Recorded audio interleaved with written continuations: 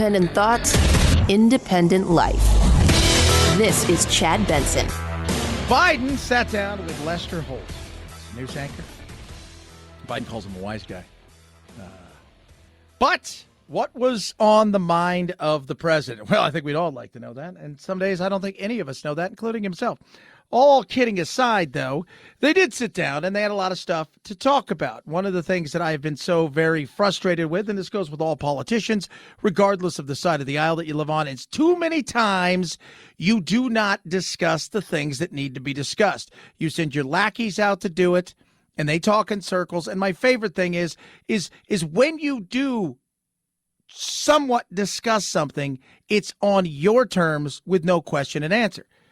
Last night, Lester Holt had an opportunity to do a little Q&A. The science is saying now that masks work, masks make a difference, and there's a relationship. I think there's only one governor drawing back immediately, and most of them are somewhere in February, the end of February, March, April. They're set a time limit, and I assume it has something to do with whether the Omicron variant continues to dive, fewer and fewer cases, and because there is a relationship between the number of cases you have in your community and the need for wear masks.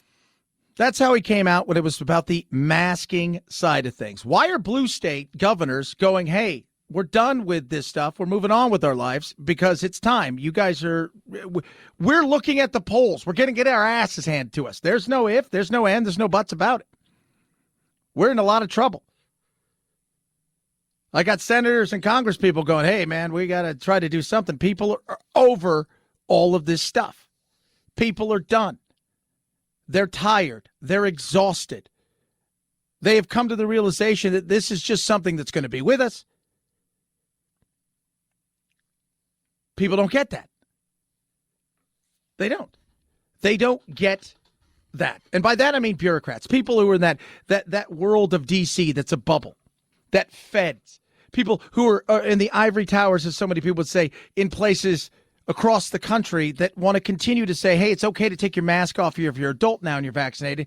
But if you're a child, you're still going to be masking up. It is asinine and stupid. When I hear follow the science, I always used to say, what science? Everybody's going to give me a different version of their science. Well, the science is the science of science. It's not. You pick the data you want. You cherry pick certain situations.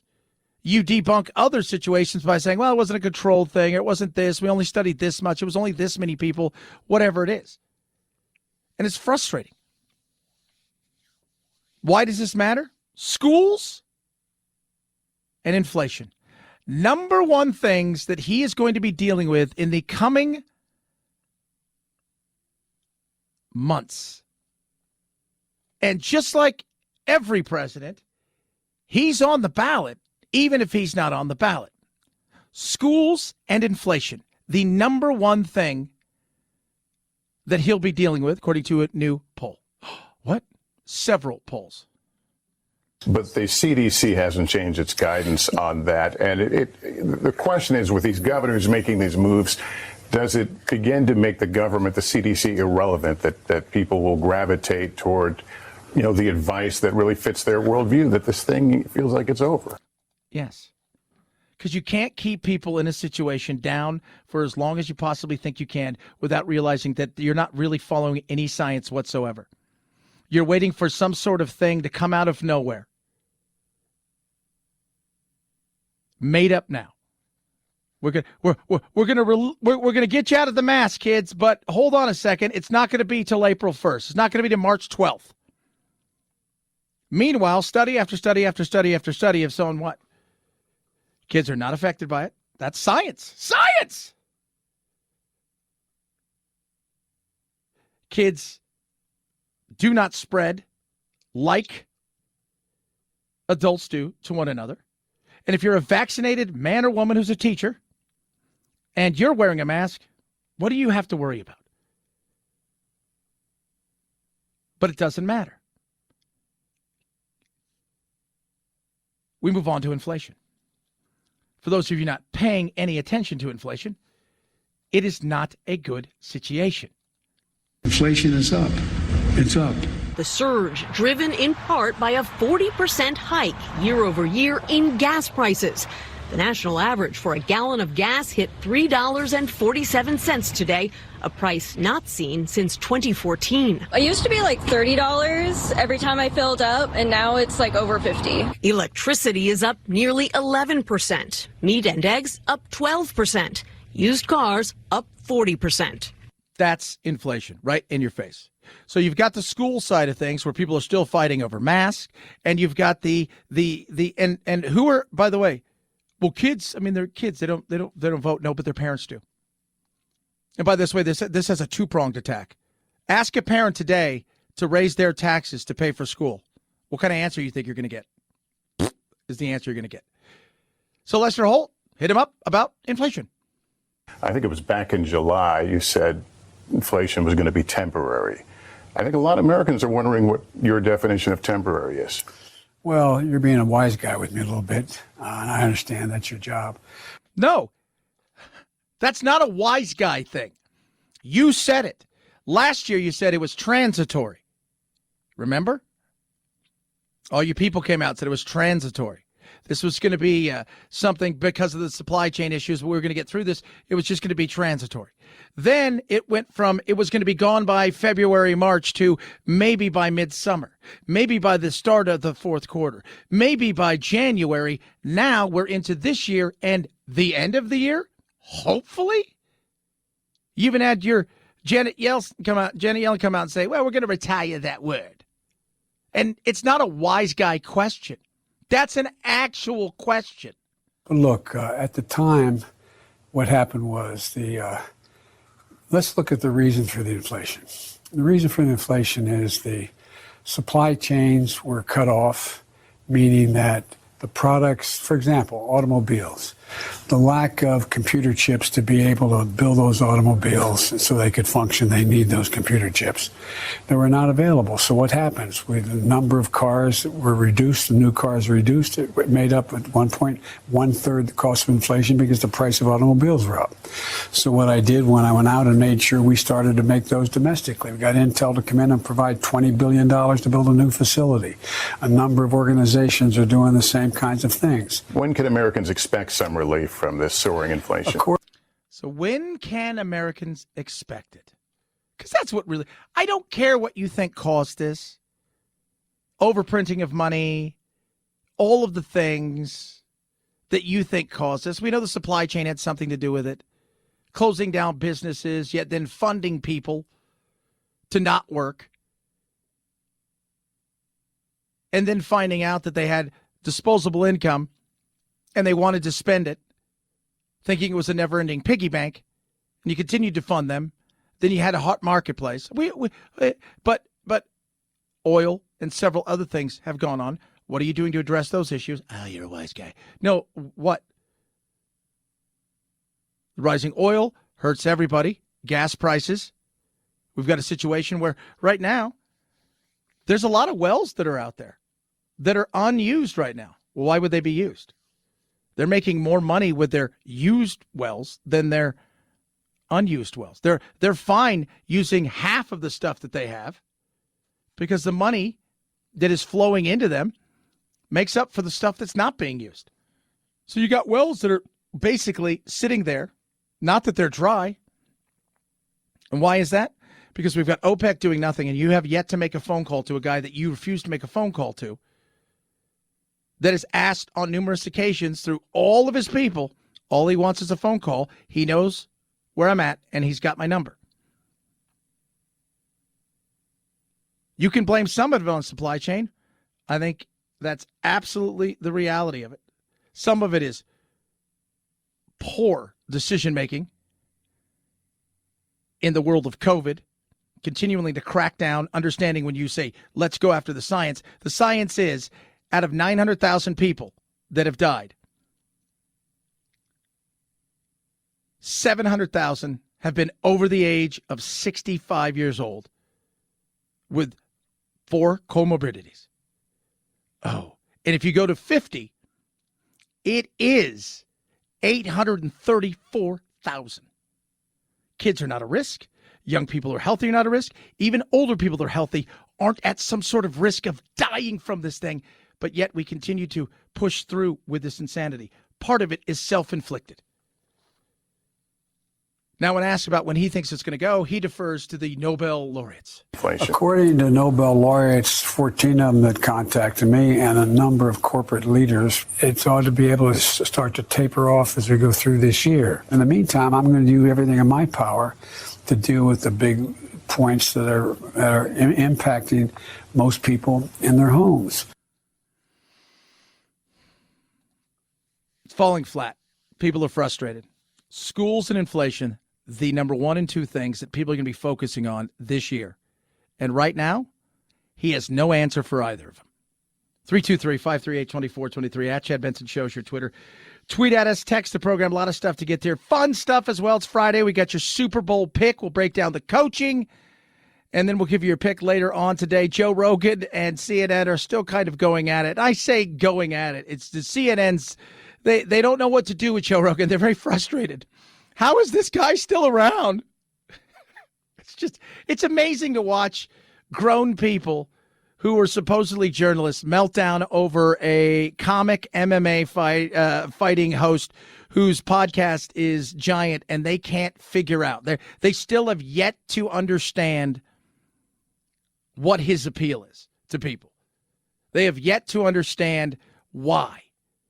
Why? Plus, we got some crazy stories, including the most bizarre story/audio you'll ever hear when it comes to meat.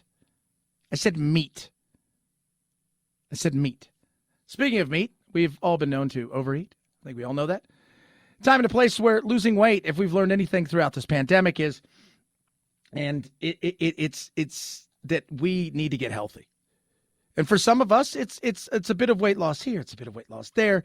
It's a little bit that we need to do. For others, we have to make some serious changes. And that's where Calibrate comes in. Calibrate is amazing. You're going to get FDA-approved medication along with video coaching with a doctor and small lifestyle changes that are going to help you reset your metabolic system and actually have sustainable results that are life-changing. On average, Calibrate, the earliest members lost 14%. You go look at them now, they're down about 20-30% of their body weight. That is huge, huge, huge. Fits into anybody's schedule. It is not hard. If you're saying now is the time, I need to do something, Calibrate is it. Right now, save $50. Go to joincalibrate.com. Use the promo code Chad. You're going to get a membership for a year that is going to show you through all this stuff, hey, this is what I need to do, and this is how I need to do it. It's about resetting your metabolism. It's not about just eating a leaf of lettuce a day and working out, because at some point in time, your body's biology says, no, we have to protect you. You're losing too much weight. So now let's get it to the point where it should be. JoinCalibrate.com saves you $50. Promo code Chad. JoinCalibrate.com. Promo code Chad. Chad Benson Show.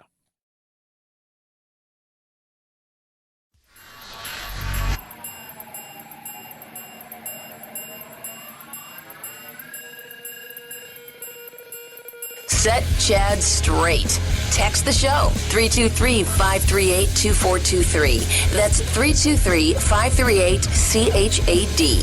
Someone has to do it. Might as well be you. The Chad Benson Show.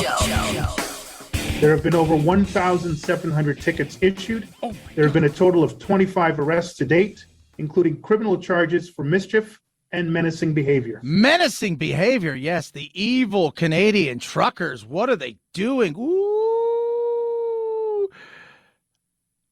Watching the media cover this, the most disingenuous thing you can see.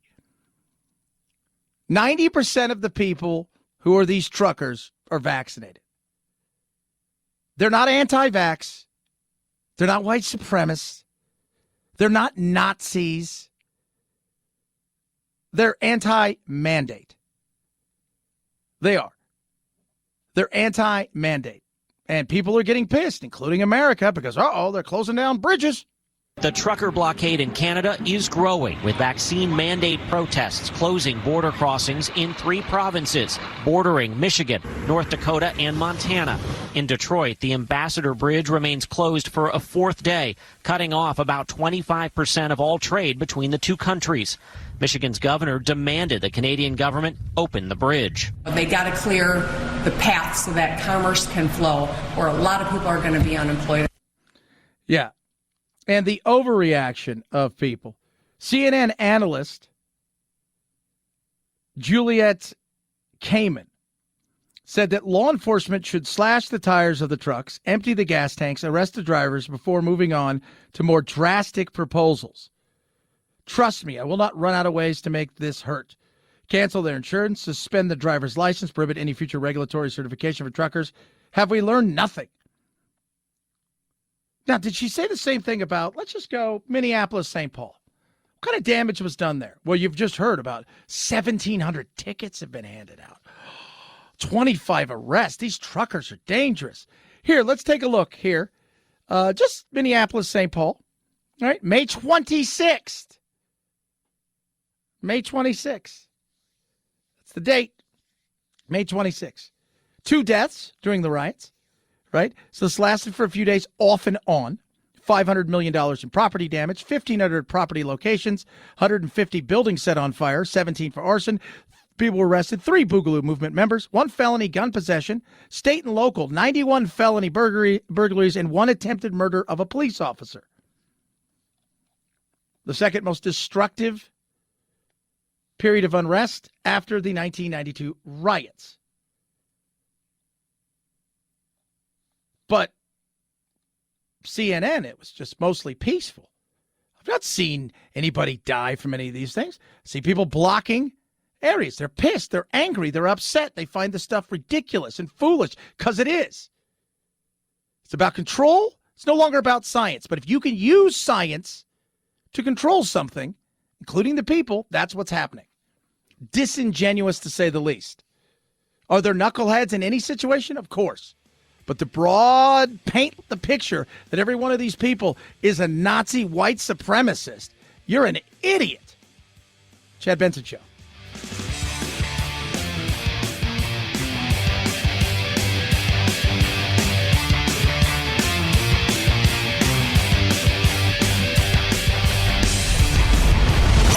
The Chad Benson Show.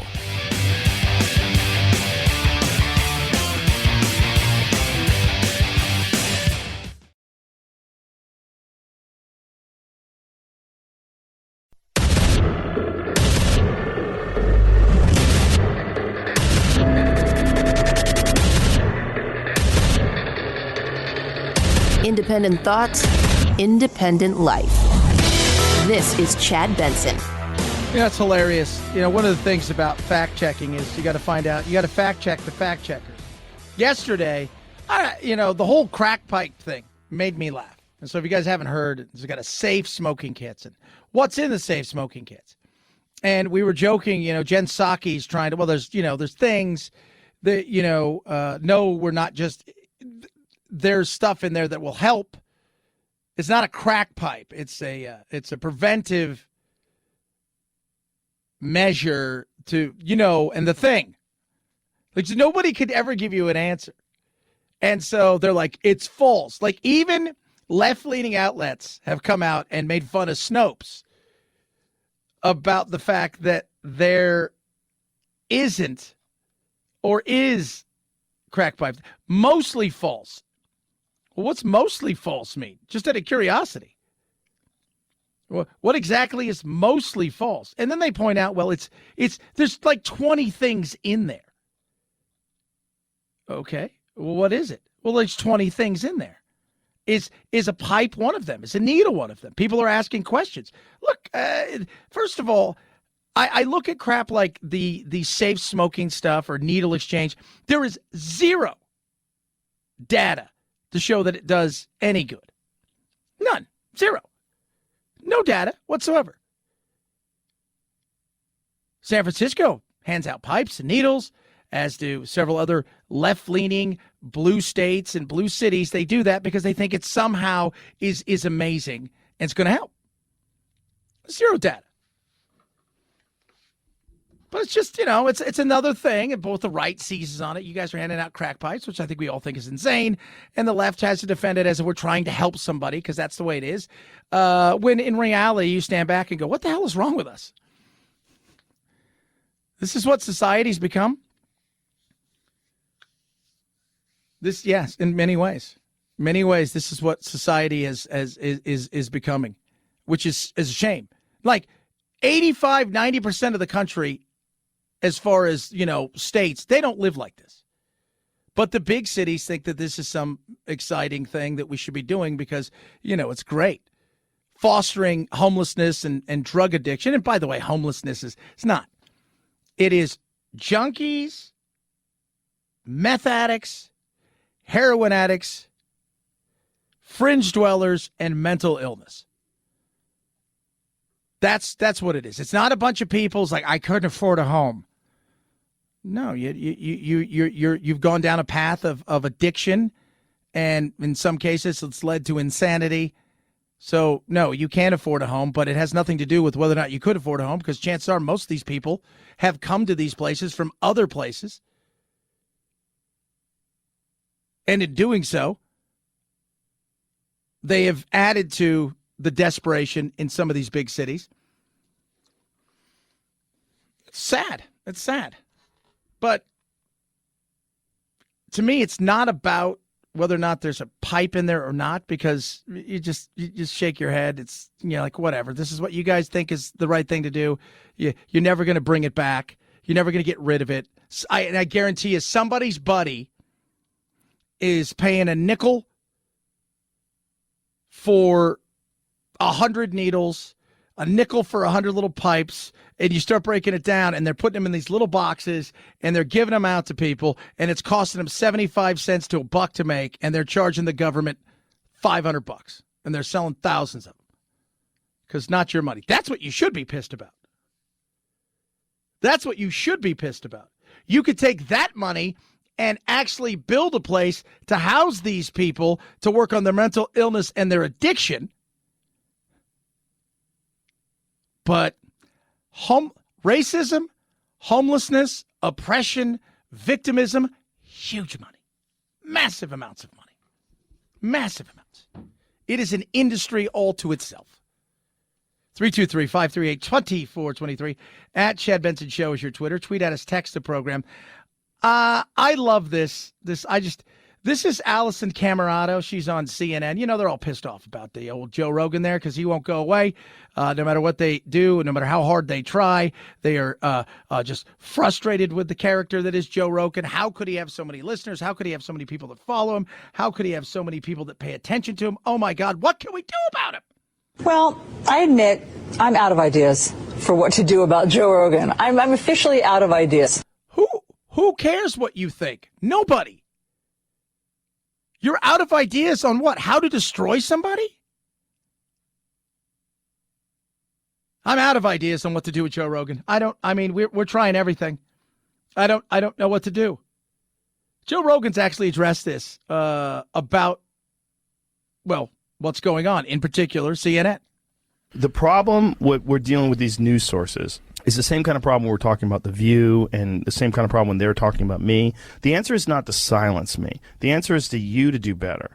The answer is for you to have better arguments. When you're on television talking about how I'm taking horse paste, and that's not true, I'm taking horse dewormer, which you should have said.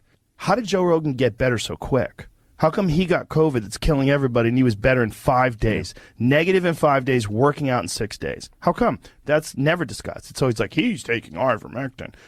Yeah, because it's what it's all about, right? Like, that's the insanity of what it is. It's just like we were talking about. You shouldn't be pissed about whether or not there's a crack pipe in some sort of thing. What you should be pissed about is they lie to you about whether or not there is something, and they can't give you a yes or no answer. And somebody who's going to be handing these damn things out is probably making $495 a box off of them. That's where you should be pissed. There. Rogan continues. And I think there's something legitimately really beneficial about monoclonal antibodies. It's been proven, but yet they just pulled them. Why don't they discuss that? Why don't they have an expert on explains why Even though there is still a prevalence of Delta cases, they still exist, and monoclonal antibodies are very effective against Delta. Yeah. Okay, it goes back to why not ask the real question? Because nobody wants to. Because it's about sensationalism. It is.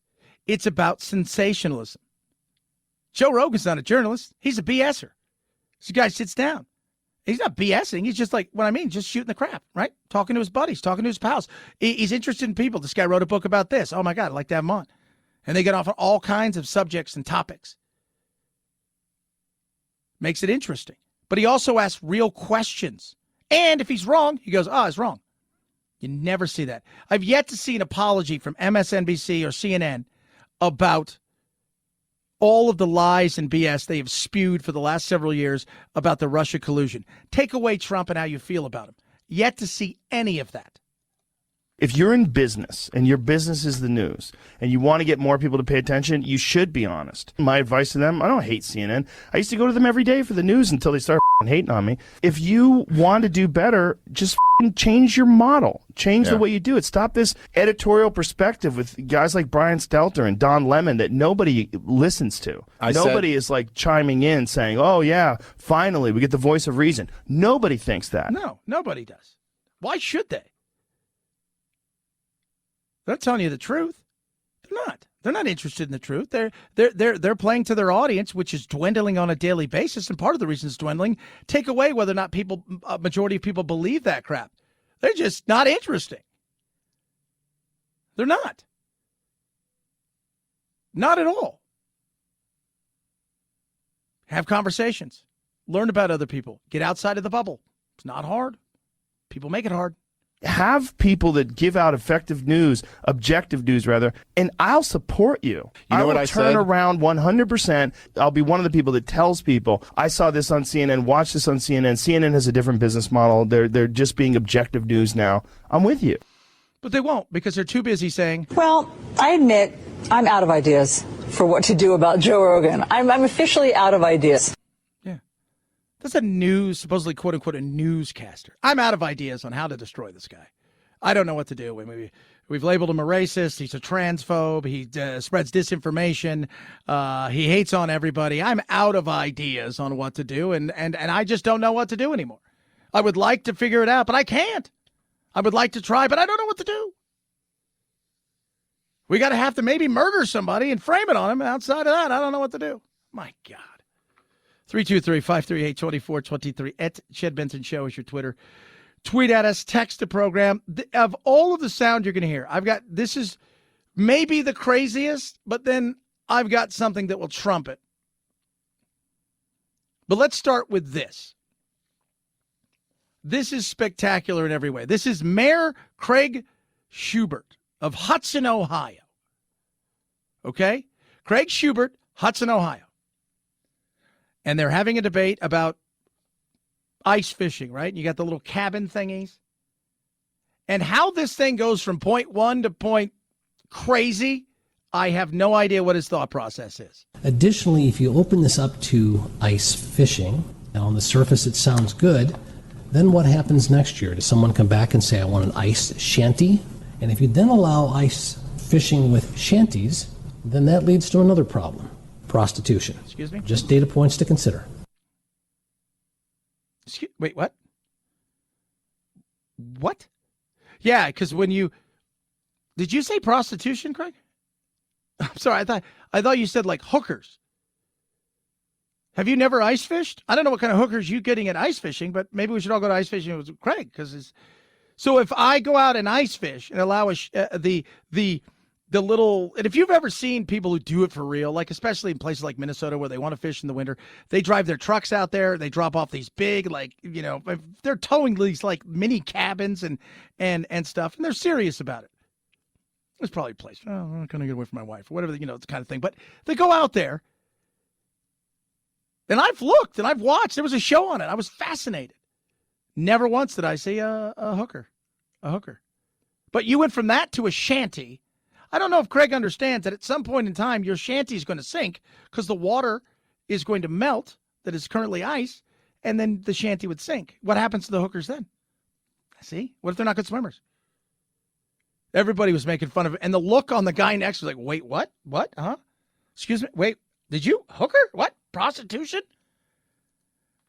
Man, that logic was spectacular. Somebody voted him in. Always remember, a lot of times when you hear these people voted him in or her in. 323-538-2423 at Chad Benson Show. Your Twitter.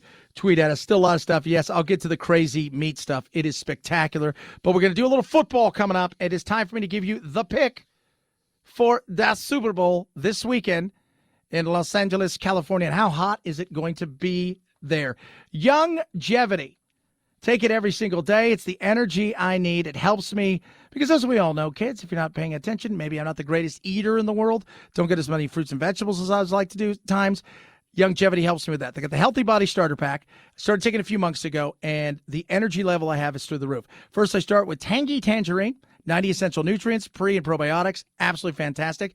I quickly take my Beyond OsteoFX, magnesium formulated with calcium, great for absorption. Then I move on to my Ultimate EFA Plus, covers a full range of omegas, great for my brain and heart health. Awesome. Free shipping right now. If you're thinking to yourself, I need to do some stuff that helps with, gives me a little something, something, this is what it's all about, because we all know we can make some stuff up in some places. Healthy Body Starter Pack right now from Longevity. Go to ChadBensonHealth.com right now. You're going to kickstart true wellness and experience the amazing products. This is what you want. Free shipping. ChadBensonHealth.com. ChadBensonHealth.com or call 855-321-HEALTH. 855-321-HEALTH. Chad Benson Show.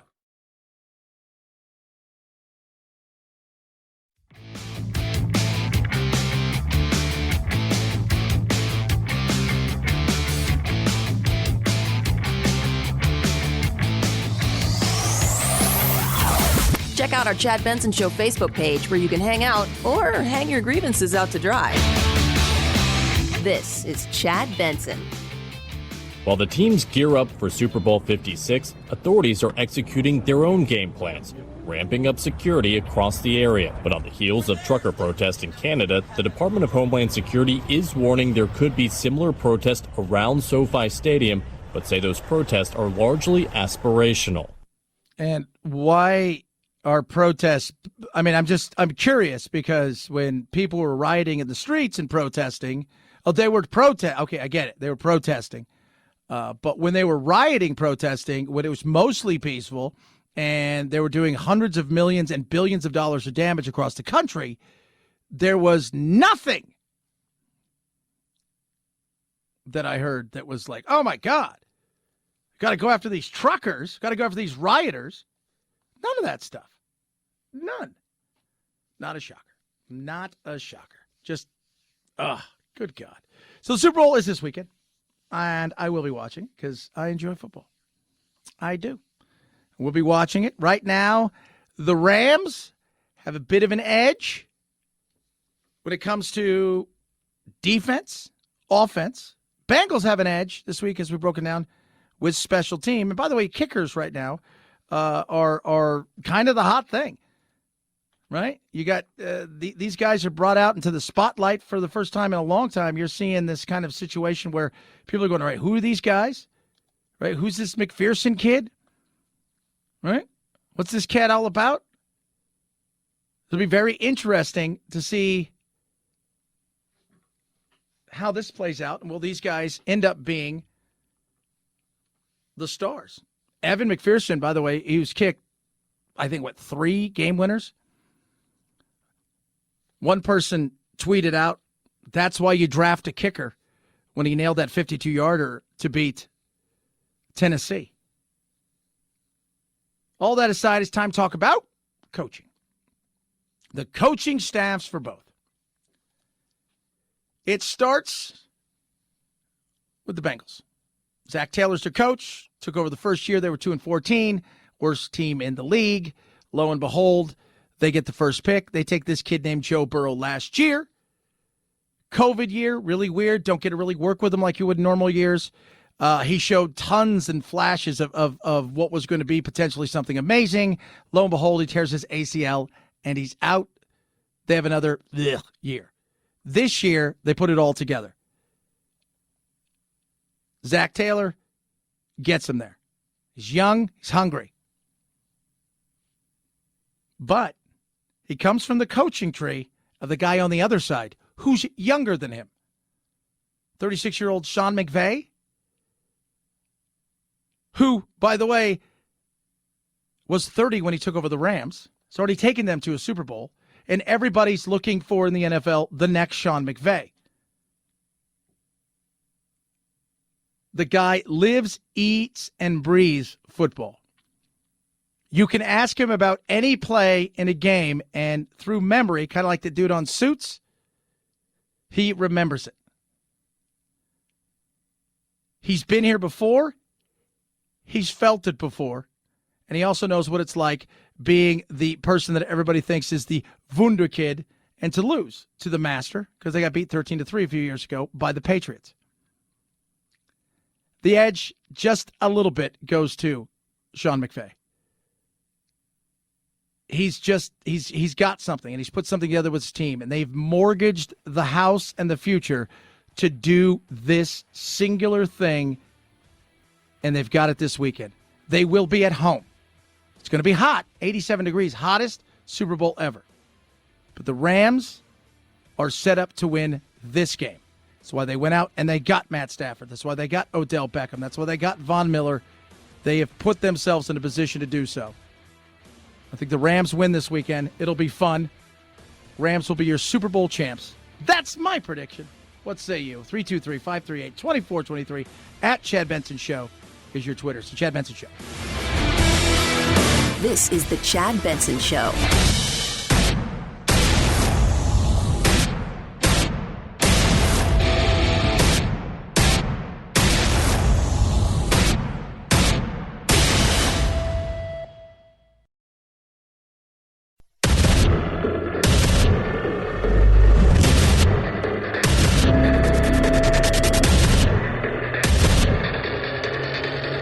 Independent thoughts, independent life. This is Chad Benson. Biden's polling sucks. For those of you not keeping score, Real Clear Politics average has him at 39.8%. 6 in 10 Americans disapprove of Biden's presidency. Here's something that's shocking. Most of that 6 in 10 said Biden has literally done nothing they approve of since taking office. I'm going to say that again. 6 out of the 10 people say, man, Biden's so bad. I can't even tell you one thing he's done that I've liked. Nothing. I can't give you a thing. Not one thing? No, not a thing. Not one singular thing. Nothing. He got infrastructure pass, but he didn't get his Build Back Better pass. Thank God. So what do you do if you're Biden? Because whether you believe it or not, right, people tell you, oh, you know, these midterms, the midterms are essentially a report card on the president and his party. And he is on the ticket, just like every president has been and will be on the ticket in the future.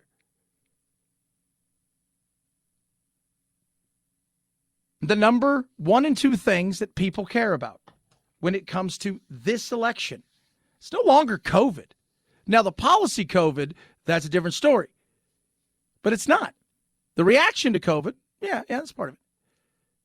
It is inflation and schools. It is inflation because inflation is running rampant. I think it was back in July you said inflation was going to be temporary. I think a lot of Americans are wondering what your definition of temporary is. Well, you're being a wise guy with me a little bit, and I understand that. It's your job. First of all, that's not being a wise guy. He asked you an honest question about inflation. You said it was going to be temporary. Your people said it was going to be temporary.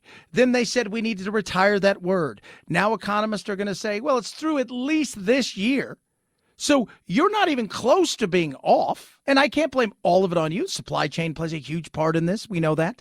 But COVID restrictions play a massive part.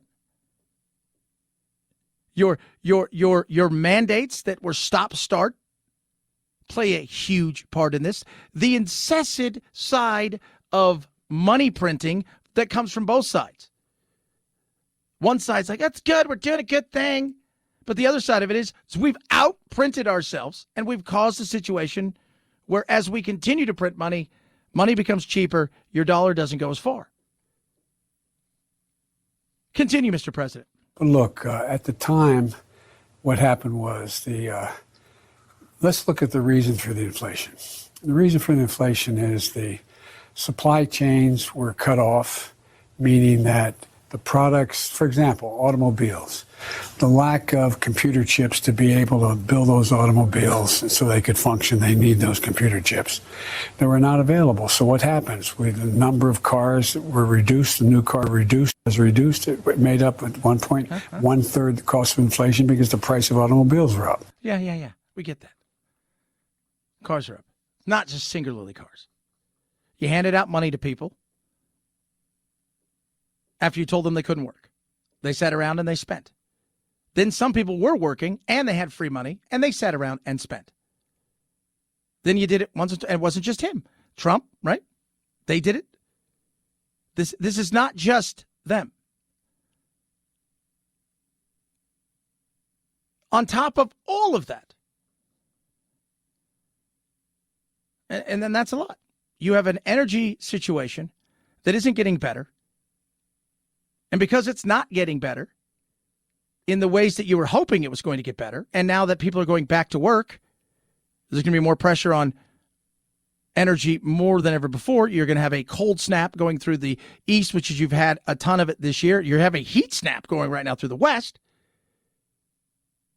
And, of course, let's not forget the fact that there is a situation going on in the Ukraine that could go south fast. And if you want to point to his precipitous drop, you look at Afghanistan. There was a damning report that came out about Afghanistan and how ill-prepared they were for it. On the subject of American citizens, I have to draw your attention to that Army report, an investigative report that's come out about the lead up to the withdrawal from Afghanistan. It interviewed many military officials and officers who said the administration ignored the handwriting on the wall. Another described trying to get folks in the embassy ready to evacuate, encountering people who were essentially in denial of this situation. Does any of that ring true to you? Now, he asked him about that report. So this is the Army's report about what took place. They were warning them for months. They'd been talking about it for months. But when it got to the point where they needed to talk about it, it was days out. Inside of the report, they said when they went into the embassy, you had people that were cowering and some that were drunk in corners because they were so shocked and ill-prepared for what was taking place, even though everybody had been warning them. Do you believe that, sir? No. That's not what I was told. It's not what you were told. That you were told that the U.S. administration officials were prepared? They knew it was time to get out? No, what I was told, no one told me that, look, there was no good time to get out. But if we had not gotten out, they acknowledged that we would have had to put a hell of a lot more troops back in. It wasn't just 2,000, 4,000. We would have to significantly increase the number of troops, and we were back in this war of attrition. It's not what they're saying. Again, he continues to go on and say, no, I don't believe in that. I think it's false. And then the other thing that is the thing that we should be thinking about is schools. Take away the CRT, the wokeness in schools, how kids are being taught, all of those things play into it. The amount of power that these unions have had, in particular over parents and politicians, is another thing. Parents are frustrated too because for the last 2 years, in a lot of places, it's been start, stop. For some, it's been start again, go for a while, stop. And for others, it's just been plain stop. Parents are pissed and angry, and they're looking around saying, what's going on now? Our kids are still masked when there's no science that supports the masking of kids at this point in time. If you care about their health. Now, if it's because you want to assert power on them, that's fine. I guess then just come out and admit that. Now, we want to do what we can, to make sure. Well, it's to stop the spread. Stop the spread of what? Are we worried about whether or not they're going to die? Is that what you're afraid of? Children aren't dying from this. That data has been clear since the beginning of it. More and more blue states are opting out of this masking thing, whatever the hell it is, because they're ready to get on with their lives. And because they're looking at the polls and going, we're going to get our asses handed to us. We better figure out a way to try to get out of this early.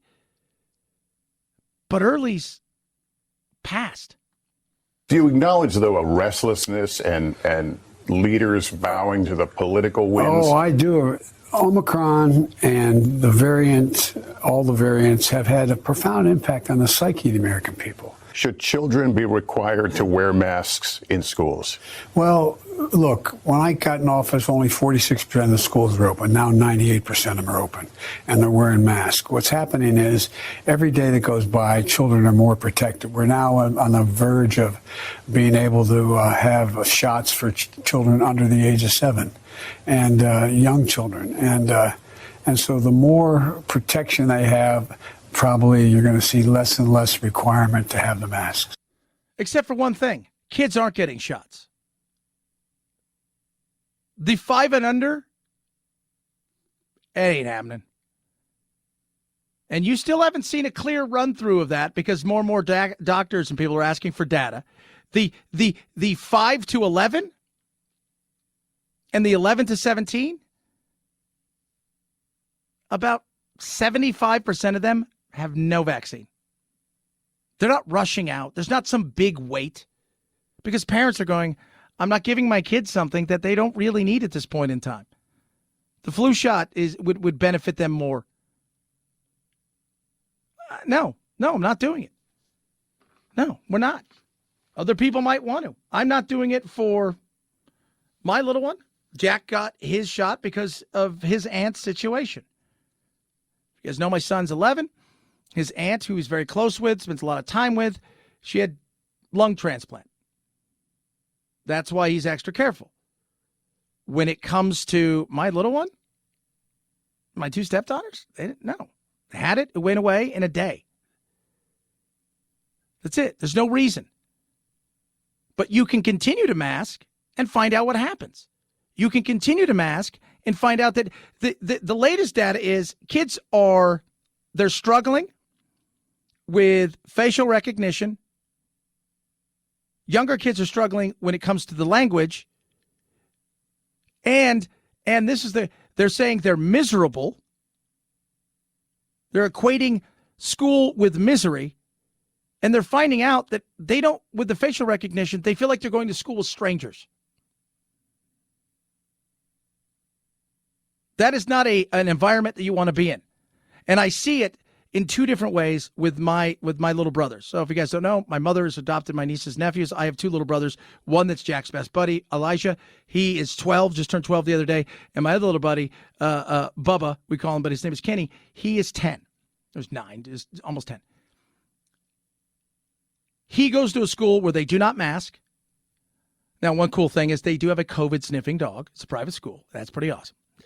But they've had 0 issues, and they've gone to school the entire time, minus the 2-week stop the spread at the beginning. They've had no issues whatsoever. He loves school. My other little brother hates it beyond anything you can compare. In fact, to the point now where my mother is having to bring a counselor in the morning to help him because he does not want to go there. He hates it that much. The mask, all of the stuff that is going on, that's what you're seeing a lot of. But it's okay, though, because, hey, we're following the science that we feel we should follow based on the things that we want done. 323-538-2423 at Chad Benson Show is your Twitter. If 6 in 10 people who support Biden, who voted for Biden, say he's been bleh at best and has done absolutely nothing they approve of since the beginning of his presidency, you can translate to an absolute ass-kicking in the midterms. Rough Greens makes any pet food better. Give it to my dog Doodle every single day. Give it to my young dogs, too. The energy that they have is amazing. They've had no issues with their skins or allergies in a place where we do have quite a lot of, allergies, and you can see a ton of skin problems, especially the first few years I had Doodle. We were talking about the other day. We should have put him to sleep probably 2 or 3 years ago because he was having so much trouble with his hips. He was much older than we thought when we adopted him, but he is going. And we were taking him to the vet way too much. We haven't taken him to the vet in about 2.5 years. It's all because of Canine VitaSmart from Rough Greens. Vitamins, minerals, probiotics, omega-3, 6, 9, all this incredible stuff. It is awesome. And your dog will like it. Try it for free. RUFFgreens.com/Chad. Roughgreens.com/Chad. Go there. You're going to get a bag for free. You just cover the cost of shipping. It's pretty simple. You can also call them at 833-MY-DOG-77. Rough Greens makes any pet food better. Chad Benson Show.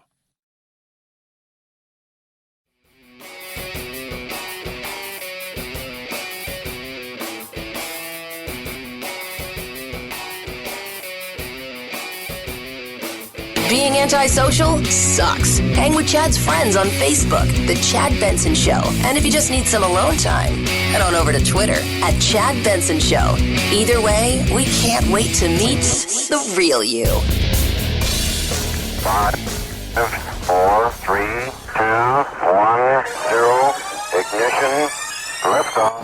Now it's time to find out what's trending. What's trending? Yeah, what does that mean? I mean something, right? Like it's trending on the old internet. What's trending? Let's take a peek, find out what's trending on the old interwebs. Start in the land of Google today on this Friday. Shaun White ends his Olympic career. Fourth place finish. He apparently crashed. The Flying Tomato flies no more. NBA trade deadline yesterday. A big trade. The dysfunctional head case Knicks traded James Harden, who's dysfunctional, has a bit of a head case, and puts on the pounds if he needs to get out of a town, to the Philadelphia 76ers for Ben Simmons. And boy, that's fun because he's got issues too where he refuses to play. Man, that's great. That's a great trade right there. You guys did good. You traded dysfunction for dysfunction. Adidas is trending because they've got a sports bra ad that shows 25 people's bare breast. Yes, though, there are ladies there. Oh, my God. What is that? The Gazpacho police is still trending after Marjorie Taylor Greene says that Nancy Pelosi and her DC police are going to send some Gazpacho after us. It was pretty funny. Head over to Twitter. Insane. CIA's trending. Why is that? Well, apparently they're not supposed to operate on U.S. soil, but they've been gathering data pretty much on all the Americans you could think of. What? They don't know how it got there. Russian teen figure skating sensation Kamil Valieva tests positive for an angina drug. The ROC, which is that's who Russia, that's the Russian Olympic Committee. That's who they're actually playing under, if you will, participating under. Says it was taking measures to protect gold medal won honestly. Translation, she's in trouble, but they're going to figure out a way to squeeze themselves into a gold medal and allow her to participate in the singles competition, of which she's favorite. I love how Russia was told, you guys cheated, you can't go to the Olympics. That's not fair. Okay. You can go, you just can't go with your flag. Okay. Way to show them. 323-538-2423 at Chad Benson Show's your Twitter. Tweet at us, text the program. I love hearing from all of you. Wacky, wacky, wacky. It's the best way to describe this crazy lady's theory on meat. I said meat. Chad Benson Show.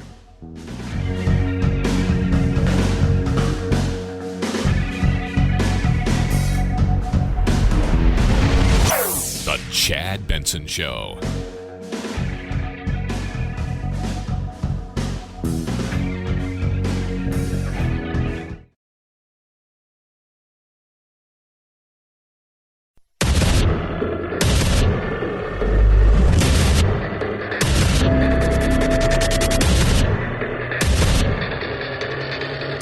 Independent thoughts, independent life. This is Chad Benson. Starting tomorrow, we don't have to wear masks anymore! Is anybody excited? Those are kids in Vegas finding out they're not wearing masks. What do you think? Is anyone excited? Yes. I've seen it in several other places. They throw their masks off like they've oh my God, Jimmy, I didn't even know you're in my class. Like they've won something. It's a celebration. If you've ever watched the NHL Stanley Cup when they count down and all the guys are standing on the bench and their legs are over the side and it's like 3, 2, 1, and then they all jump out and they throw their gloves in the air and their sticks in the air and they all run over and they skate over and jump on the goalie. That's what it was like. That says everything you need to know. It's time to take off the damn mask. It's not about being a Richard to teachers. It's not about being a jerk.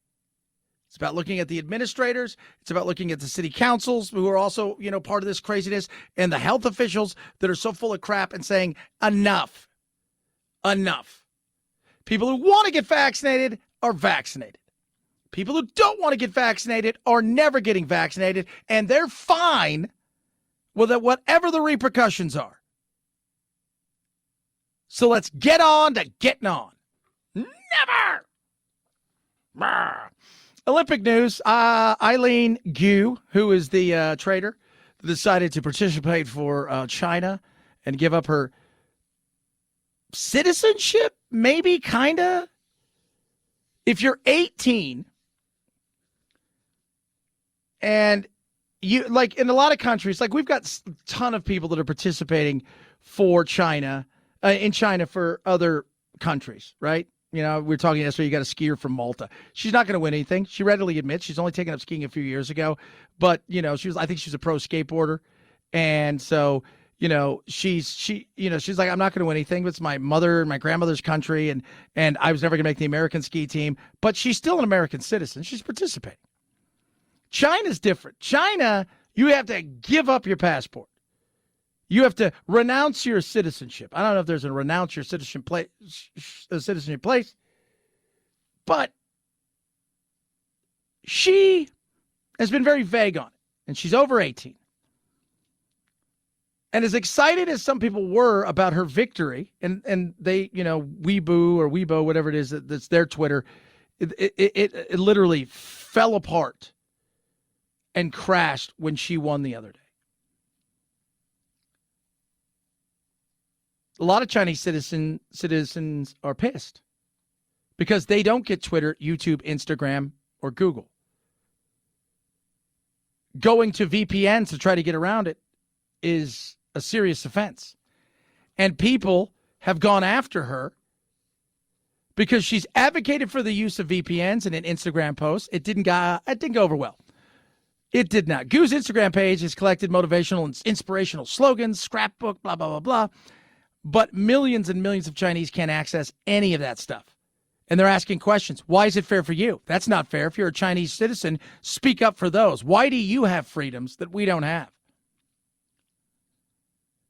And then, magically, it disappeared. All of the post that she had about her freedoms. You made your bed, you're going to have to lie in it. You wanted to be a pawn because you were looking at the dollars for a regime that probably made you lots of promises of which we all know they're not going to keep. You're only as useful to them for the time that they need you.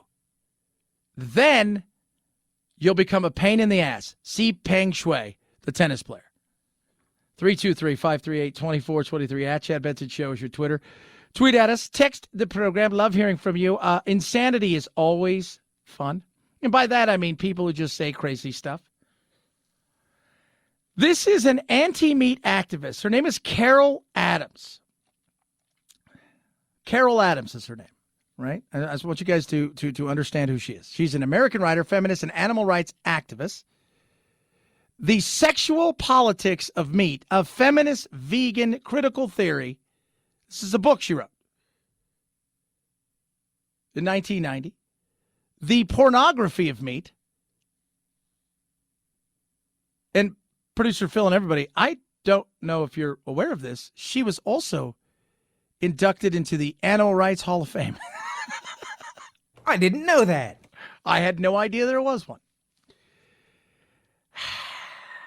She's all that's fun, kids. That's pretty much all that you need to know. And she's giving a speech. I think she was at Oxford. She's at college, I hear. At the Union. I saw a speech there once. I did. Maradona, soccer player. Good soccer player. It was awesome. So, for those of you who know, Maradona has passed away a couple years ago. He was England's bitterest rival, famous for scoring the hand of God goal where his hand hit the ball and it went in the World Cup, and he said it must have been the hand of God, but then also scoring the greatest goal in World Cup history when he drilled by the entire country of England to score a goal. And so it's like a pretty cool thing. They have all kinds of people. Well, they used to have all kinds of people there. They don't really anymore because now if you're not woke, they don't really want you to come there. So she decided, hey, I'm gonna talk about meat here, kids. And the absurdity and insanity of which she goes off is amazing. Like, you have to listen and think, is that real? Like, is this a parody? Our whiteness is part of the problem of meat eating. To say you care about animals is considered a sign of weakness in a world still committed to the gender binary. When all else fails, meat eaters assert that animals are not our equals. The assumption that the best protein comes from corpses is a racist belief. How do you know the animal would have picked you to feed off their corpse? Well, then I didn't know that, right? I don't know if they would have thought that. Maybe they thought, hey, Chad's a good dude. By the way, how do you know that the animal cares about you at all? Just out of curiosity. I'm just, and it's always about race. God, she's not done though. Her insanity is just getting flowing. 21st century animal eating requires our complicity in a new colonialism. These events especially affect girls and young women. Your hamburger comes with a dose of misogyny. Popular culture is flooded with references to sexy cows, sexy pigs, sexy chickens, sexy fishes, who all just want to have fun. No, wait, what? Like, I thought prostitute fishing guy was crazy. You've lapped him. Sexy fish, sexy chicken, sexy cows, sexy pigs. What's that old saying about like pigs and chickens? If you're having breakfast, the chicken did their job, but the pig made the sacrifice. Something like that when it comes to like eggs and bacon. She's not done. So far what I have learned is I'm a colonial, white, racist, misogynistic, cisgendered male who eats meat to show my dominance of women and the world. Meat eating is also one of the ways gender-based structures of oppression are perpetuated. Masculinity, a construct of the gender binary facing constant destabilization, feels always under threat, and eating animals is its protection racket. White supremacists weaponized eating meat, eggs, and dairy, and the baiting of liberal men as so-called soy boys are all part of the neo-Nazi messaging. That is insane. That is insane. I'm sorry. If you buy any of that stuff, you've lost the plot. She used every, as the Australian Sky News said, she used every woke buzzword you could use. Neo-Nazis, racism, misogyny, patriarchy. I mean, you could just check. I eat meat because it tastes good. By the way, if meat didn't taste so good, and also if protein wasn't needed, why in God's name do you, when they come out with all these new fake burgers and stuff, that you make it taste like that? Protein's good. It's really good for you. I'm going to have some more protein a little bit later. It's delicious. Should we treat animals well? Absolutely we should. Do you think, let's just say for the sake of argument, in our Neanderthal ways, as we're were coming through the history of the world. Do you think for a moment that those guys were like, dude, I can't support your eating of the thing that was going to eat you because of you didn't ask it first if it wanted to be eaten by you. And secondly, the patriarchy of what we're doing here is just it's I can feel that we are just a system of oppression to all these other cave dwellers. No, they're like, man, I was hungry and I was going all over the place and I was doing everything I possibly could and we got something and we're going to eat it. Whoa, that's cool. What'd you catch? I don't know what it was. It was going to eat me, but we decided to eat it first.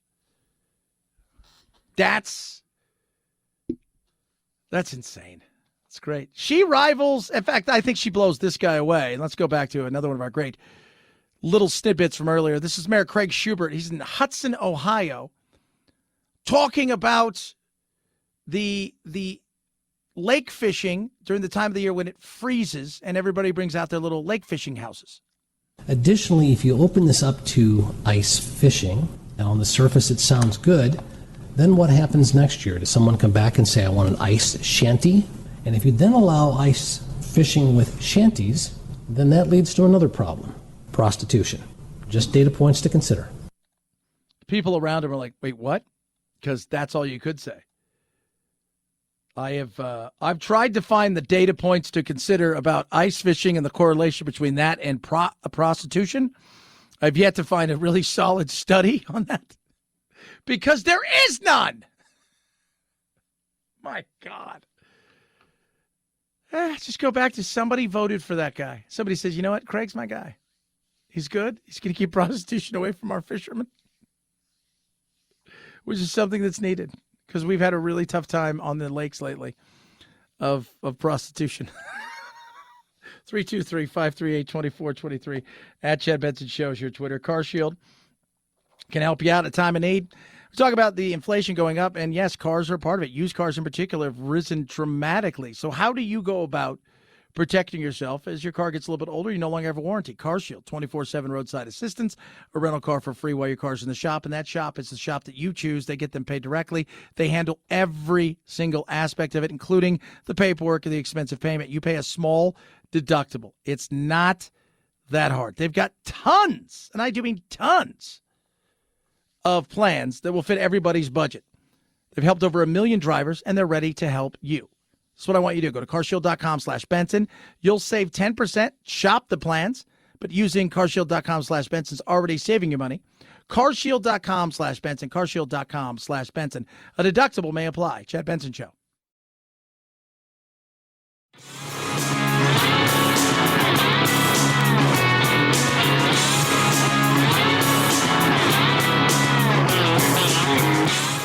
You stink like fear and white male privilege to me. I do often out myself verbally as a gender. My pronouns are they, them, and I'm proud to be a gender. Are you stupid? What? Are you kidding me? Not a great way to use your white privilege. Some people get it, some people don't. You're listening to the Chad Benson Show. That is me. You are you. This weekend Super Bowl halftime show. Think about the craziness of where we have come. 25, 30 years ago plus. These two guys were the enemy of many in society, speaking their truth, doing their thing, and now halftime show. This is what it's about. This is what hip-hop and the NFL is supposed to be about. We know a lot of people didn't want hip-hop on stage. Dr. Dre, Snoop Dogg, and Mary J. Blige didn't give up a whole lot of details about what to expect from Sunday's Super Bowl halftime show, except expect surprises. Oh, there will be surprises. Absolutely. There won't be any wardrobe malfunctions. Dre did say, though, it's about time the NFL had a rap-centric show, which it's never done before. We're going to go on and do a fantastic show, and we're going to do it so big that they can't deny us anymore in the future. We're going to open more doors for hip-hop artists in the future. The halftime concert will also feature Kendrick Lamar and Eminem. It's crazy. You think about Snoop, right? Like, you go and look at Snoop, and this week at Ice Cube at NASCAR at Los Angeles, and it's hip hop is. You can say we're going to open up doors. The doors are open. You've kicked them wide open. You go look at the Hot 100. A majority of them are hip hop artists or crossovers, and duets and whatnot. But Snoop has kind of become this, this cultural icon thing where he's on commercials and he's on just about everything you can think of, and he's in your home and, with Martha Stewart. It's a trip when you think about how far we've come. That's why we hear people say, it's just the most racist world in the history of the world, and it never gets worse, it never gets better, and it's a bunch of crap. So full of crap. It absolutely is. So disingenuous, and it never furthers the any kind of real conversation. But a lot of people aren't into that because a lot of people they're not interested in finding out the truth. They want to get across their idea of what the truth should be. Right? Case in point, you go look in Canada. If you watch one group of media, everybody who is a trucker is a neo-Nazi, anti-vaxxer, white supremacist. Sounds like they eat meat. White supremacist that's awful, with nothing but violence happening everywhere. Is that true? Let's hear how dangerous these people are. There have been over 1,700 tickets issued. Oh my God, tickets issued. There have been a total of 25 arrests to date, 25? Including criminal charges for mischief and menacing behavior. Oh, Lord. Mischief and menacing behavior. How in God's name will we survive with mischief and menacing behavior going on? Then you got people tweeting out from CNN talking about, hey, you should cut their tires, should arrest them and charge them $5,000, take away their livelihood and all of this stuff because they're over the mandates. Anti-vaxxers, 90% of them are vaccinated. I was watching the other day, some guy stand out there and goes, I'm here because you're a white supremacist, and I'm here to fight against your neo-Nazi beliefs and ideals or whatever. And it's an Indian guy who's a trucker, Southeast Asian Indian guy. And he's like, I'm not white, and I'm not a Nazi. But that's the narrative, right? That's what they want you to believe this is about. Are there some knuckleheads that are truckers? Oh, I'm sure there is. Absolutely. You can't deny that. In saying that, is that really everybody? No. No, it's not.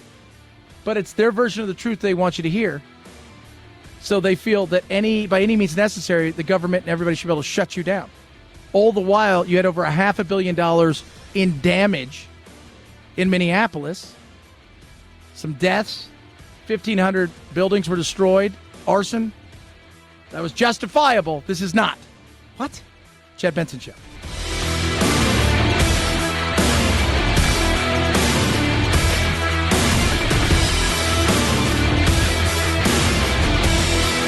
This is the Chad Benson Show.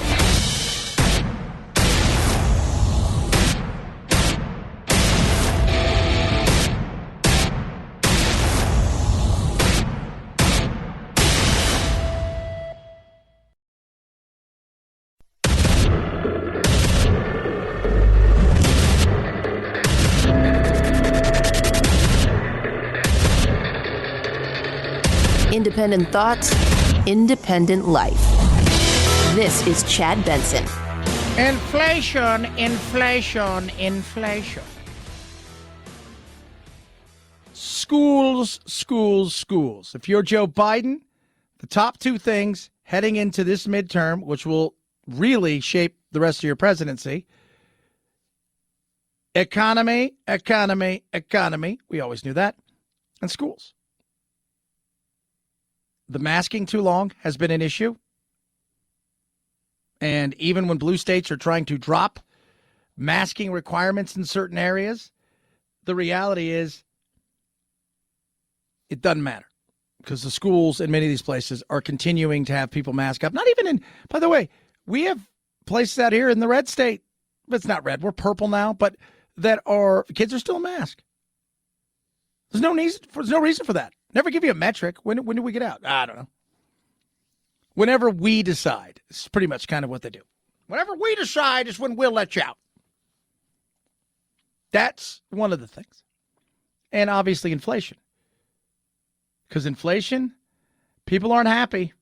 I'm seeing higher prices in like just the basic things like bread and milk and yogurt. Are careful as to what we buy and make sure we consume what we purchase. It is a little painful, and maybe I reduce in some areas, but not the wine and not the fresh produce. And staple items, we can't get distilled water, I can't get cereals, things like that they're always on the shelf we haven't been able to get lately. I like that shit. And not wine, though. I take my vegetables and wine. I refuse to. I'm not stopping those things. Yesterday, we found out about $250 per household is what inflation is going to cost extra this year, which we know is that. I don't know anybody who's like, yeah, that's all it's costing me. Unless you're staying at home. Like if you're staying at home, you're not eating out because of, I just at home. Every once in a while I'll go out and eat out, but I'm still working from the house and I don't have to drive. That's one thing. But if you're the average person going to work every day and you're driving in still, you're feeling the gas. Food is costing more. That's just, there's no way that you can get around that. So gas prices through the roof, food, groceries. You go to grocery stores, people are paying anywhere between, every time they go, an extra $50 to $150, $200 per trip. Extra.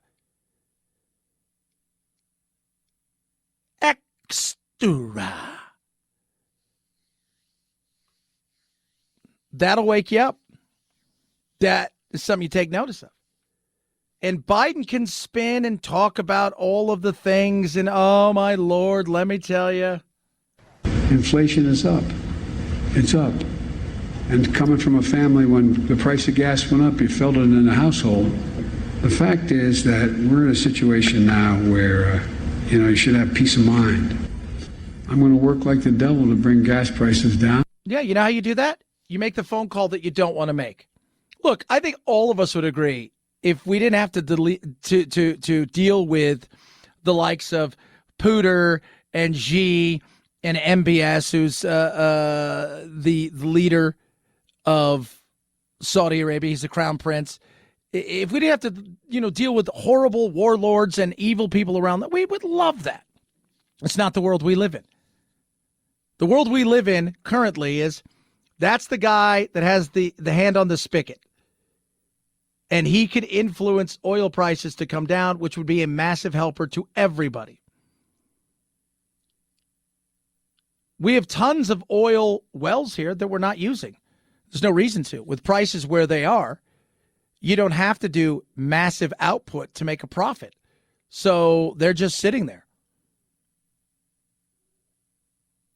Have them turn the spigot on. And he has said, all I want is a phone call. Doesn't mean it'll happen, but you haven't done everything you can. That's the reality of it. That's it. On the other side of it, we're still dealing with this insane idea that kids have to be, in some way, shape, or form, completely masked up at school 24/7, if you will, which they don't. When I hear them say we're following the science, you're not. The science has said all along they're in no danger. They're not. The science has said over and over again that kids really don't spread to adults, and they're not really in danger. Teachers have had more ample time to get vaccinated, and they either have or haven't, and I would assume the majority of them, the vast majority, have. So if they want to wear a mask, knock yourself out. It is stunting their learning. It is making them anxious and uncomfortable. They are having real issues. And I'm talking about younger kids. You know, that first starting in school going up to 10, 11, elementary. They are having real issues in understanding facial cues, language is become an issue. And one of the things that I find to be fascinating is in a study came out the other day, they say kids are having issues with facial recognition, that they feel everybody at school somewhat is a stranger, and they're miserable. That is not a win. It's time to move on. Your two big things that you out there are getting your ass kicked on are two things that you're ignoring. I go back to this. This is Vegas. Starting tomorrow, we don't have to wear masks anymore! Is anybody excited? Yeah. Is anybody excited? You think those kids are stoked? You think those kids are excited? Yes, they are. It's a sense of normalcy. We're going to look back on this in 5 or 10 years and say the service that we did to these kids was tremendous. And here's the other side of things. And Scott Osterholm talked about this. Dr. Osterholm talked about this right here, the troubles that we're going to have in this pandemic, but what could happen in the future. And by dropping mandates, the hope is that you're buying goodwill among the public so that if, in fact, there is another variant, they will once again start wearing their masks as opposed to be telling people to wear their masks in perpetuity. You said it very well. We have two pandemics going on right now in this country. One's caused by COVID, and it surely is taking a heavy toll on us. The second one is a pandemic of loss of trust in government, in public health, and in some cases the media. Yeah, the media has played a big part in this because it's a story that they could, actually run with. It wasn't a story. It became the story. And the continual pushing of the fear and the fear-mongering became big money. But now the distrust that we have amongst so many people in the public world who are supposed to be people that are out there that are doing the things that we need them to do, we don't trust anymore because they flipped, they flopped, they've hidden stuff, they've lied about things, they hide behind, well, science is ever changing, but believe the science. And when something real comes about, it's like I would say, you cry wolf enough, people stop paying attention. But at the end of the story, what happens? A wolf shows up. Well, you've lost that trust. And what if a wolf really does show up? And in all cases where we lose the trust of the people, to try to get them to comply with recommendations to help save their life and the life of their loved ones becomes very challenging when they don't believe you. We have to basically take the recommendations we make and match them up with the seriousness of the circumstances at the time. And right now, the public is over with this pandemic. The virus may not be over with them, but the public is over with it. Yeah. We have to acknowledge that. That's also part of it. Part of the fact that we have these people pushing back, which has now become even the left side of the aisle, is to be inside of a pandemic. At some point, you realize it's never going away. So you have to make those real choices of your risk reward. So now it's endemic. It's just like a cold, if you will. It's just like the flu. It's something that is here and it's going to be ever present, but you live your life day in and day out. To shelter and hide from it and to play this game not only gives into it, but then it starts to make you think, well, what the hell are we doing all this for if we're not going to be able to do anything? And some of you listening, you were under ridiculous rules and regulations. Others of us were blessed. We were in states that were purplish, but more on the red side, or red states, and we really didn't have that crackdown. But this all plays into how are we going to trust what people say when something real shows up, when we don't trust you now. And this wasn't that thing. This wasn't the flying Ebola virus. It wasn't. 323-538-2423 at Chad Benson shows your Twitter. Tweet at us. Zack Abraham from Bulwark Capital is going to join us bottom of the hour. We're going to talk about inflation. And we're going to talk about a bond situation that Wall Street's looking at that is their huge indicator and whether or not we may be heading for an actual recession in the weird market of people are spending money like it's going out of style, but people have no money, which is, again, fascinating. Very much fascinating. Nutrisystem. Losing weight. Very important. Getting fit. Very important. Sometimes, you know what, guys? Let's be real. You don't need to lose 100 pounds, but losing 30 would be good. Losing 40, fall in that category. That's where Nutrisystem comes in. Nutrisystem's great. The food is delicious. They got restaurant favors. They got burritos and toasted raviolis and pancakes and amazing chicken and dumplings and all of this incredible stuff. They got pizza. I had a hamburger the other day. It was delicious. The beauty of Nutrisystem, you're going to have the 30 grams of proteins. You're going to be full. You're not going to be going, I'm so hungry, and it tastes awful. Exact opposite. You're going to be full, and you're going to be like, that tasted great. It's easy and simple to do.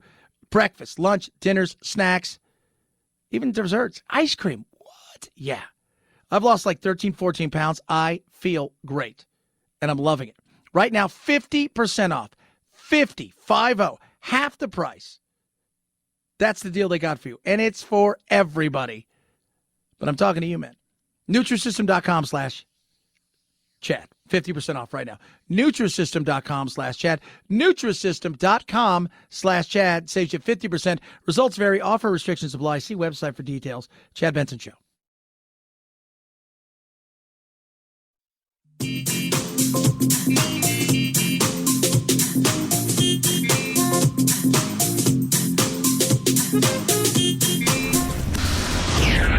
I usually don't get into politics. As an ordinary suburban housewife, I feel a little disrespected. I teach my children not to name call.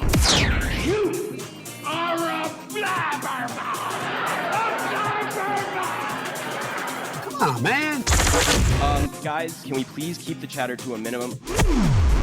Chad Benson. You know, I always find this interesting. New York Times usually has, some of the stuff they talk about is absurd, but every once in a while you run into good articles, Washington Post, things like that. And I love the headline here. If Russia's banned from doping, why are the Russians at the Olympics? Which is a question that everybody should ask. Right now, the Olympics are being dominated by the fact that they're under an authoritarian regime in Xi that is a propaganda promo for the country. They should never be hosting these winter games or any games for that matter. And then on top of that, the thing that's dominating this is Kamila Valieva, the 15-year-old, who people aren't saying could be the best skater of all time. They're saying right now there's never been anybody ever like her. But she cheated. That is evident. She has cheated. What to do with her? There's court battles. There's all of this stuff. She was caught with a doping positive test apparently a few months ago. Why is she still there? Why are you talking about giving them the Olympics? The Russians like, we're going to fight to make sure that she and everybody else on the skating team gets the gold. Sorry, you cheated. Why are any of you here? We found out today that the International Olympic Committee is now part of an appeal to get her basically kicked out of the Olympic Games. They do not want her to compete. No, she shouldn't be. What the hell are they doing there? Well, they're not there under the flag of Russia. They're there under the Russian Olympic Committee, ROC. So when they win, they get I think they play Tchaikovsky or something instead of the anthem. Why are you there? Your entire program was banned because state sponsor. You guys built an absolutely entire mechanism to cheat on a massive level. This isn't an individual. When they banned them, everybody was part of the program. Russia, it is a state-supported doping system, and that started with Sochi in 2014. That's why they have been, quote unquote, banned from the Olympics, yet not banned. And here we are. If you don't really punish them, if you don't throw the book at them, they're going to come back. Yeah. Throw the book at him. Christine Brennan. It's a very big deal. It's a substance that is performance enhancing. That is the very definition of cheating. And even though, again, she's 15, it's just such a terrible set of circumstances. But you've got to stick to the rules. Yeah, kick them all out. I don't know what they're doing there. It's like letting a bank robber keep all the money. I don't get it. But they're corrupt. So that's all you need to know. Both Russia and the IOC. Corrupt. 323-538-2423. At Chad Benson Show is your Twitter. Tweet at us. Text the program. Love hearing from every single one of you. Coming up, Zack Abraham from Bulwark Capital is going to join us. We're going to talk about the market. Where are we headed? What can you do to protect yourself? Where's the actual economy headed? Could the bond market actually give you an indicator that we could be heading in a slide as far as the recession goes? Plus, I'm going to ask him. He was out here for a couple days golfing because we have the People's Open going on, which is the biggest golf tournament fan-wise in the world. If you've never seen it, they have a famous hole, and it's called Hole 16, where there's stands around it. There's 30,000, 40,000 people. And if you miss, they let you know, even if you're an amateur. So we'll ask, did he get a chance to hit at Hole 16? Were there people there, and how terrified was he? Because it is terrifying. Man, I want to do it. Hit a grounder into the crowd. That'd be funny. Chad Benson Show.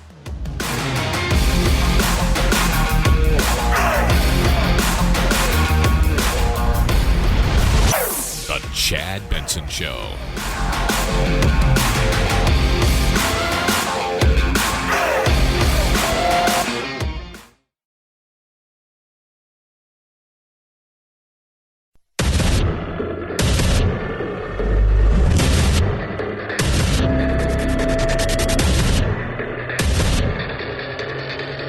Independent thoughts, independent life. This is Chad Benson. You know, economy stupid. You always hear about that. Economy. Well, the economy is all over the place. I don't think anybody knows where it's going, but you know what? There are people out there that have a better understanding than most.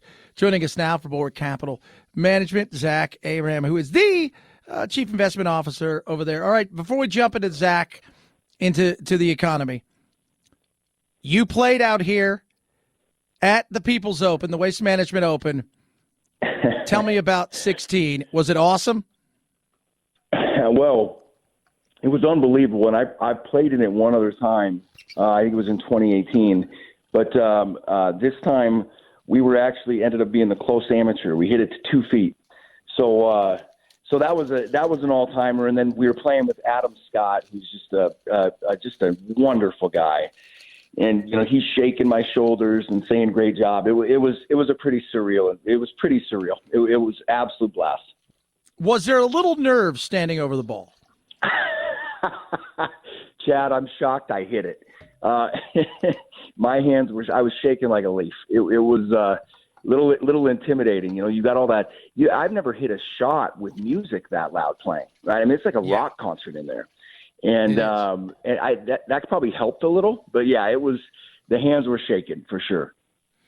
All right, let's talk about the insanity of the marketplace. Everybody's trying to look at something, but on Wall Street, they look at two things when it comes to the potential of the market going south or to having a recession: short-term bonds versus long-term bonds. And if they go whoop, and all of a sudden short-term is yielding more, that usually signals we can be in trouble, and we're kind of heading in a direction where it looks like that. Yeah, so you're talking about the inverted yield curve, and I think the best way for people to understand that, it's another one of those fancy Wall Street terms, right? It's actually pretty simple, which is, 30-year bonds pay more interest than 10-year bonds, right? It's like a 5-year CD pays more than 1 year, and when oftentimes prior to recessions, one of those pre-recessionary signals is the yield curve inverting, which means like you said it perfectly, the front end of the curve, the 10-year bond would be paying you more than the 30-year bond. And that has been over the last 80, 90 years. It's been a pretty fail-proof recessionary signal. And it's funny you bring this up. I was talking about that with an employee of mine yesterday. I don't think that we can look at that signal the same way we have in the past. And the reason for that is the Fed now owns nearly $7 trillion. of U.S. government securities and mortgage-backed securities. So the yield curve is what they want it to be, right? Pure and simple. And I just don't think that you can look at it the way that we have in the past, because the interference in that market is so, right. We're not getting true market signals from that anymore. And the other thing is that when you see an inverted yield curve, that typically points to a deflationary slowdown, right? A lowering of prices, a lowering of activity. I know there are people out there pointing to it, Chad. I think that there are a couple little signals happening right now that would be recessionary in the market, like the yield curve. There's a couple others too. We just think it's a knock-on effect from Omicron, and we think within the next month things are going to be raging back faster than they were, and not in a good way, right? But in an inflationary way. Talking to Zack Abraham, he's Chief Investment Officer over at Bulwark Capital. We talk about all of what's going on in the marketplace and how it's going to affect you in real life as well as in the market. Inflation is going to be the giant thing that's going to help, decide, I think, a lot of what's going on in the election. It's always about the economy, stupid, as they always say. Inflation is continuing to rise. People are asking the question now, did the feds wait too long to try to get a handle on something? Because I've thought, we can't look at the feds the way we did 30 years ago and them trying to be, the seasayers and move the rate a little bit to control it, because we're in a much different economy globally. And I thought they've let this thing go way too long. Yeah. I don't think there's any question about that. We've been saying that for the last 10 years, and the terminology we were using, Chad, is that they're painting themselves into a corner, right? Meaning every single time the market wiggled or stumbled or had a bad month or whatever it was, they're in there pumping in, more liquidity, constantly buying up new stuff. And now that you've got this situation where you got inflation raging out of control, and look at the last Fed meeting, right? So we've got the Fed funds rate at 0%, CPI at 7%, stock market at all-time highs, and you still don't bump the rates up even 25 basis points. Why is that? I think the reason they didn't raise rates, as stupid as it sounds, is because the NASDAQ had pulled 15% off its high. They have inflated this asset bubble, and they can't just pull the spigot away, right? They can't just shut it off, because why have they been inflating the asset bubble? It was to prevent a drop in prices, right? So now they've driven it all the way here, and they can't just step back, right? They've created this insane environment, and they're going to continue to be accommodative. And if again, we've been saying that, and there's people that are like, kind of poo-pooing it and going, oh, no, the Fed. Look, all you need to know is you've got a stock market at all-time highs. You've got real estate going up by 20% per annum, right? You've got inflation, CPI running at 7%, and the Fed funds rate's at 0%, and they still didn't raise rates. So they 100%, they've waited way too long. The other thing that should just be eye-opening to people is they didn't just raise even 25 basis points. And the question I think that we need to ask ourselves is why? Why won't they even raise 25 basis points? It's because this whole thing is just a Potemkin village, right? It's this whole market is a facade. If they pull away the liquidity, it's done. Look at a stock like Tesla, right? At $1 trillion market cap, they don't even have positive free cash flow if you take away government subsidies. And I'm not taking a shot at Tesla. I'm just saying things like that cannot live in a normalized environment. They've got to have access to capital where their cost of capital is 0. And the Fed knows if they pull it, like I said, they're caught between a rock and a hard place. The inflation's scaring them, but they're paranoid of collapsing the market. Talking to Zack Abraham, he's the Chief Investment Officer over at Bulwark Capital. All right, so the energy prices are all over the place. We've got oil wells that we're not pumping oil because the ones that are working are making so much money. The fear of what could take place over in the Ukraine is sitting on everybody's mind. We haven't made any effort to talk to MBS over in Saudi Arabia, the head of OPEC, and ask him to turn the spigot on. This has got a real nasty situation in front of us where we could see $120 a barrel, which would mean gas prices would absolutely crush the average driver, even more so. Yeah. So here's our call. And I'm looking at one of the things that everybody thinks is that, we're sure we could lean on OPEC more for a little more supply, but there's two really interesting things about that whole setup. First of all, OPEC has been trying to increase output. They're running it basically max. So they can increase output, but they cannot do it anywhere near as fast and anywhere near as methodically as people think. Okay, so that's going to take a lot longer. Second, this is a narrative you're not hearing out there, Chad, is that global oil demand at this point right now is back to where it was prior to COVID, and we haven't even fully opened the economy yet. U.S. oil demand just hit an all-time high. No one's telling that story. When you just look at the economics of it, when you look at supply and demand and you realize that shale production is not going to come back on because nobody will finance it, we think you're going to see $150 to $200 oil this year, and we think you're going to see $8 to $10 at the pump prior to elections. That destroys. I mean, the Democrats, they throw them all out. That's why on a political level, sitting back, watching us roll into these elections, it's a head scratcher to me because I'm like, yeah, I mean, look at the "Let's Go Brandon" chants. People have it on their cars, especially down here. I notice it. I notice it more when I'm down here. Makes me feel a little more at home. No, they're going to throw them out. I mean, at the end of the day, what do Americans do? They vote their pocketbook, whether right or wrong. And $8 to $10 at the pump, and you're right, it's going to be devastating to small businesses. And Chad, this gets back to what guys like you and I have actually talked about off the air before, is that the most horrible thing about all this stuff and Fed intervention and government intervention is that when the inflation bill comes and the dollar starts dropping, the people who are the most impacted by it are the people that they're supposed to be taking care of, right? They're the party of the working man. Well, the working man's about ready to take it right to the head on this one. And every single policy, every single thing they do is only making that problem worse. Yeah, it's a nightmare. Talking to Zack Abraham, he is the Chief Investment Officer at Bulwark Capital. Know Your Risk Radio. You can check him out online. They do a radio show and podcast. It's really good. It's informative. It's fun. Last question. We going to have a recession this year? I don't think so, pal. I don't think so in the classic sense, right? But I think that you're going to see it in real sense. So something in economics we talk about is, I know you know this, but nominal growth versus real growth. So if we have 3% economic growth, what is the inflation rate? So right now, if you had 3% economic growth, we're running hotter than that right now. But everybody was really impressed by the 6.9% economic or GDP growth on the last when the last minutes came out. We had a 6.9% GDP print, but you were running CPI at 7.1. So that is real negative growth, right? Subtract the inflation out of it. So I think you're going to see, in terms of that, after we subtract inflation out of the mix, I think you'll probably see negative real growth this entire year. But, I don't think people are going to call it a recession because it's not going to feel like that. For those of us that have lived through recessions in the last 40 years, it's going to be inflationary. So it's going to have a completely different feel to it. And then, Chad, I think you're going to see it kind of abate a little bit, the inflation side. And then there's going to be parts of it that don't, like the energy side of it. I just don't see energy getting any cheaper anytime soon, and that will have a recessionary impact. Maybe your business revenue grows by 10%, but if your cost goes up 15 to 20, right, that's not a good year.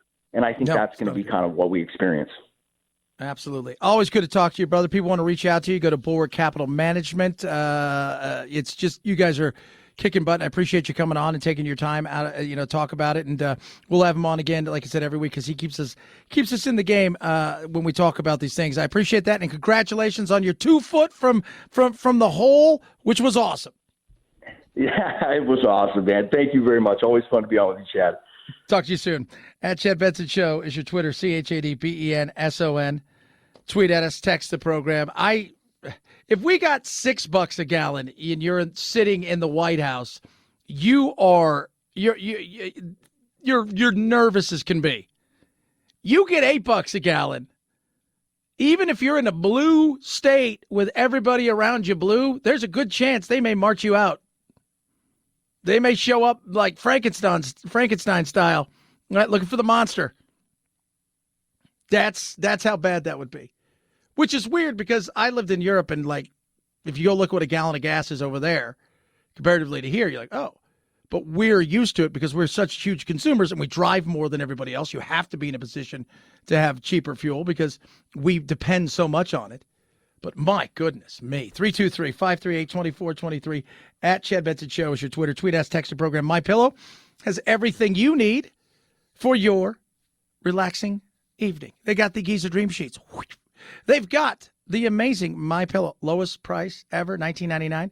They have got the best mattress topper in the world, which is my personal favorite.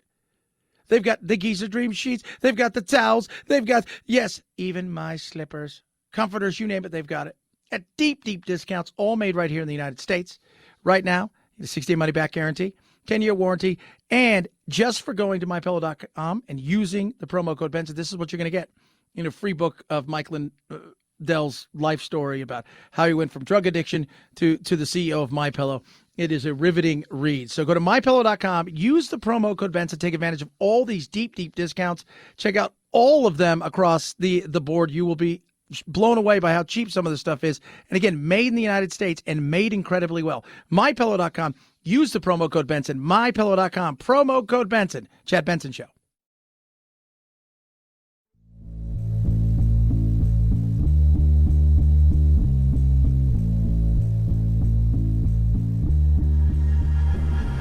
Hashtag me too. Hashtag immigration reforms. Hashtag help. I'm trapped in a hashtag factory and I can't get out. The Chad Benson Show. At MBH Trucking outside Lansing, these trailers are parked instead of making their cross-border runs. Owner Brian Hitchcock. What portion of your business is cross-Canada, cross-border? About 40% of our revenue. 40% is a big hit. Yes, it is. GM, Ford, and Toyota are among several automakers forced to cut production at several plants in the U.S. and Canada as far away as Kentucky due to a lack of parts. Yeah. If you're not following along, the truckers in Canada have gone on strike, if you will. They've got a convoy. They're blocking. 85% of the truckers in Canada are vaxxed. 85 to 90%. Double vaxxed. It's not anti-vax, it's anti-mandate.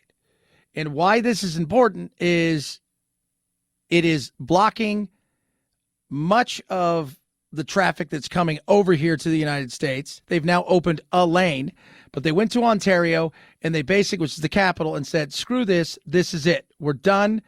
These mandates are ridiculous. Ridiculous. You're seeing convoys like this across the country. They don't know what to do. Ontario is declaring a state of emergency, and the potential to fine these truckers $100,000 Canadian, which is like a nickel, it's not $79,000 US, and a year in jail, suspension of commercial license, and to take their vehicles away from them. That's what they're threatening them. They also asked the courts to freeze their crowdfunding, which you and I both know is just absolutely insane. Our truckers were supposed to do something like this, apparently, in March. We're hearing now it could be starting at the Super Bowl. Don't know if that's to be true or not. We'll find out. This is pretty peaceful. I mean, they've had, 20 arrests or some ridiculous small number of They were arrested for menace and mischief. What the hell does that even mean? Here's how we deal with our people. $500 million in damage. Many things destroyed in Minneapolis. Just one of so many riots that took place in the summer of discontent. A gentleman, and I use that word loosely, Montez Terrell Lee Jr., was convicted of arson at a Minneapolis pawn shop during the riots that happened to kill a man that was inside, a father of 5. He said, blank this place, we're going to burn this blank down. And he did. He got 10 years in prison, 3 years of supervised release, even though the minimum was 20. And they went light on him because he was giving a voice to feelings of being frustrated and disenfranchised. He killed a man. He has prior convictions of burglary, assault, violation, no contact order, theft, property, and he was under sentence of previous crime at the time. Good God. Whew. Tell you what, government loves to be government. Don't challenge them. That's what they do. 323-538-2423 at Chad Benson Show is your Twitter. Check out our podcast. I'll give you, again, my take on the game this weekend. Rams. I think they got the game this weekend. They're at home. It's going to be hot. As much as I love the Cardiac Kitties, they're feeling the Rams pull this one off in a close one. Have a great weekend. We'll do it again Monday. Night, Jack. This is the Chad Benson Show.